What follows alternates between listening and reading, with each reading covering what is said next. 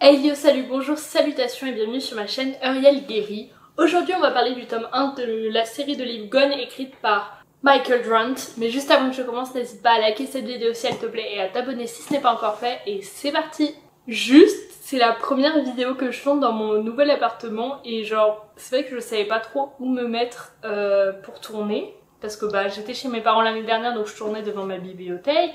Et avant ça, j'avais un studio et en fait j'avais un mur blanc sur lequel j'avais mis des pages de livres qui me faisaient un fond.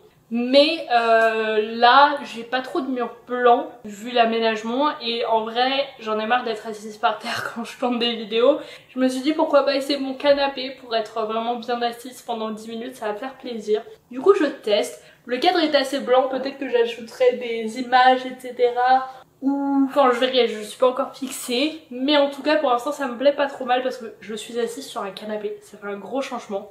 Du coup voilà, je me concentre 2 minutes, du coup j'allais vous parler de Gone. Je l'avais déjà lu quand j'avais genre 12-13 ans je dirais, et ma grande sœur est en train de les relire, je me suis dit pourquoi je relirais pas le tome 1 aussi, mais franchement je pense pas relire les autres tomes parce que ça a été un peu laborieux cette lecture. Après c'est aussi le contexte, genre je l'ai commencé le 8 août je crois, et en fait j'étais en séjour adapté, donc j'ai eu 2 jours de congé, j'ai lu pendant mes 2 jours de congé, sinon j'ai pas vraiment lu.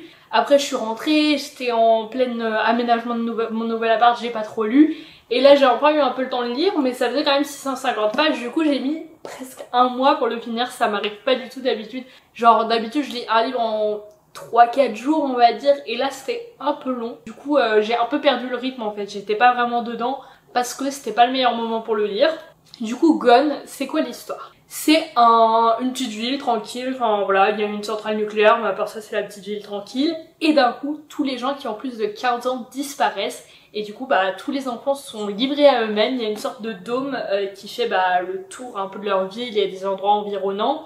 Et il va y avoir une sorte de guerre de clans un peu entre les deux écoles de cette ville. L'école privée qui est un pensionnat un peu pour les enfants qui ont des problèmes de comportement, et l'école publique classique. Notre personnage principal qu'on va suivre c'est Sam, qui est donc dans cette école publique classique, mais c'est pas juste une disparition d'adultes, c'est pas juste un dôme, il y a aussi des problèmes de mutation, les enfants, les animaux, tout est en train de muter et du coup il se passe des trucs dangereux, des trucs qu'ils n'arrivent pas à comprendre, ils ont des pouvoirs, enfin bref. Je me souviens quand je l'avais lu, quand j'avais genre 12-13 ans, déjà j'avais beaucoup aimé, mais je crois pas que j'avais lu tous les tomes à l'époque. Je crois que je m'étais arrêtée genre au tome 4 ou quoi parce que ça me faisait un peu peur. Et genre je me souviens qu'à l'époque je m'étais dit waouh, mais les plus de 15 ans ils ont disparu, mais ça va quand t'as 14 ans, genre t'es quand même grand, tu peux quand même gérer la situation. Maintenant que j'ai 20 ans je me rends compte que waouh. Non effectivement, même ils auraient pu faire les moins de 18 ans et genre personne pouvait gérer, genre enfin les plus de 18 ans. Et vraiment dans ma tête quand j'avais genre 12 ans je me disais mais genre c'est bon à 14 ans et demi tu peux gérer un peu, genre non, c'est incroyable comment j'étais perdue dans ma tête. Bref, ce que j'aime dans ce livre c'est que on est vraiment confronté à ce que deviennent les hommes quand ils ont pas de limites, quand ils ont pas de cadre, etc. Encore plus que c'est des jeunes enfants et on a tous les problèmes de qu'est-ce qu'on fait des bébés, comment on fait pour manger, etc. Ils ont aucune communication avec le monde extérieur, il y a vraiment que eux, ils peuvent pas appeler les pompiers, ils peuvent rien faire, genre vraiment. Et je me souviens que genre quand on imagine ça, souvent quand on est jeune, c'est un peu le monde idyllique, on imagine que tout va bien, on n'a pas école, etc. Là le livre prend une tournure plutôt dark par rapport à ça. On a vraiment des armes, etc., des meurtres, etc. Parce que c'est des jeunes qui sont plutôt à problème on va dire, et qui du coup une fois qu'ils ne sont plus dans l'obligation de respecter les lois, ils partent un peu en cacahuète quoi, c'est le cas de le dire. Et du coup je trouve ça intéressant à lire, mais je trouve que c'est un petit peu trop, genre pendant que je le lisais avec mon recul de personne un peu plus âgée qu'à 12 ans, je me disais est-ce que vraiment tout le monde serait en train de s'entretuer chez des moins de 15 ans s'il y avait plus d'adultes, etc. Et je me disais que c'était peut-être un peu trop dark justement, genre un petit peu trop exagéré. Genre je pense que effectivement il y aurait peut-être des batailles et tout, mais pas au point de ce qu'il a écrit dans le livre, parce qu'il y a des trucs qui sont vraiment très très violents. Et j'étais en mode je suis pas sûre qu'on irait aussi loin. Ce que je trouve intéressant dans le livre c'est qu'on a toute cette chose du fait que eux ils ne savent pas non plus ce qui va se passer. Et genre par exemple ils savent pas genre est-ce que quand on va avoir 15 ans on va disparaître aussi. Et on a cette sorte de décompte dans le livre parce que le personnage principal Sam, il va bientôt avoir 15 ans et on a ce décompte à chaque début de chapitre avec le nombre de jours qui lui reste avant d'avoir 15 ans et bah le livre se termine sur le moment où il passe ses 15 ans, donc je vous en dis pas plus. J'avoue que je me souviens pas du tout ce qui se passe après parce qu'on a une sorte de... En vrai, le tome 1, il est plutôt complet et je me demande ce qui se passe après, je me souviens pas du tout. Du coup, en vrai, juste pour ça, j'aimerais bien relire parce que ça me frustre un peu de savoir que je saurais pas ce qui se passe à la fin, etc. Mais en fait, j'ai trop la flemme. Genre, il y a vraiment beaucoup de tomes, je sais pas combien exactement. Mon téléphone est trop loin pour que j'aille le chercher, je suis une vraie flemmarde. Et du coup, genre, je sais pas ce qui se passe après et je trouve ça un peu frustrant. Mais je crois qu'il y a genre 8 tomes ou un truc comme ça et j'ai vraiment pas envie de lire 8 tomes alors que le tome 1 m'a pas accroché tant que ça. À l'époque j'avais beaucoup aimé mais là c'est plus trop mon style d'écriture, c'est pas vraiment ce que j'adore lire, etc. Et en plus j'essaye de faire baisser ma pile à lire en ce moment et du coup j'essaye de lire des livres que je n'ai pas encore lus parce que sinon ma pile à lire reste au même point. J'ai fait une petite pause pendant l'été de ce challenge, mais ça reprend à la rentrée et du coup j'ai très envie de lire des livres qui sont déjà dans ma pile à lire, de lire des livres que je n'ai pas encore lus. Et du coup je sais que si je relis cette série de livres, ça va me prendre un moment et je suis pas sûre du coup de continuer. Ce que j'ai bien aimé, c'est que on est vraiment dans un monde qui a été pensé, enfin ça se voit en gros, on rentre facilement dedans, il n'y a pas des pages et des pages et des pages d'introduction. On arrive direct un peu sur le fait accompli des adultes qui disparaissent et ce que j'aime c'est qu'on en sait toujours autant que les personnages. Genre il n'y a pas des trucs où le narrateur un peu omniscient nous dirait des choses que les personnages ne savent pas, on en sait autant qu'eux et ça je trouve ça intéressant parce que du coup on passe le livre à se dire mais qu'est-ce qui va se passer après, qu'est-ce qui va se passer après et dans ce sens là c'est très addictif.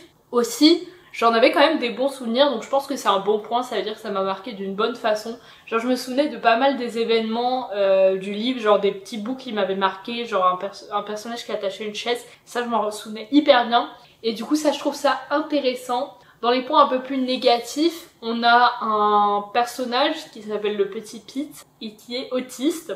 On comprend qu'il a un autisme assez lourd dans le sens où il est non-verbal, etc. Où il peut être parfois violent avec les autres personnages. Et ce qui est énervant, c'est qu'une grosse partie du livre est tournée sur les autres enfants en fait qui insultent le petit Pete et sa sœur qui le défend. Ce que je trouve dommage, c'est que vu qu'il n'y a pas d'adulte en fait pour remettre une forme de cadre, la seule chose qu'on a c'est sa sœur qui dit « Ah mais c'est pas gentil d'être méchant hein !» Et en fait du coup étant donné que c'est un livre adressé à des jeunes personnes, je trouve que c'est pas hyper bien de montrer toutes les insultes que peut y avoir envers les personnes autistes. Ça serait un point négatif. En même temps, la sœur du petit Pete et les autres personnages qui sont de son côté, on va dire, sont toujours bienveillants avec le petit Pete. On n'a pas de... Enfin, c'est très cliché, mais en même temps ça reste intéressant à lire.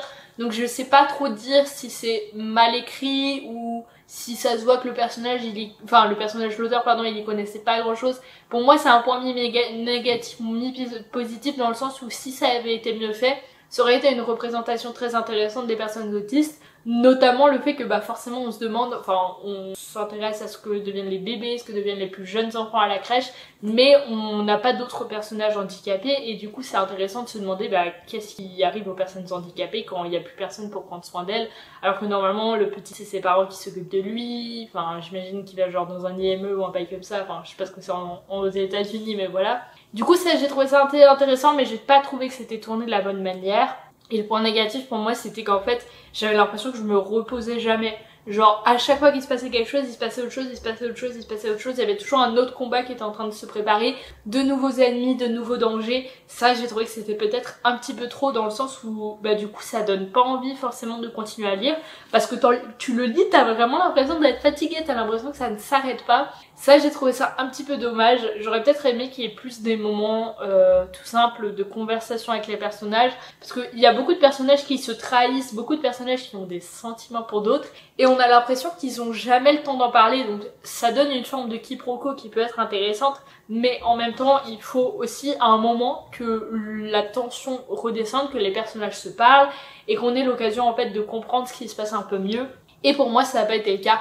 Je pense que je suis plus trop le public cible de ce livre dans le sens où c'est pocket jeunesse et je pense que ça c'est pour les enfants, je dirais entre 10 et 14 ans, vraiment genre quand t'es dans la tranche d'âge des personnages.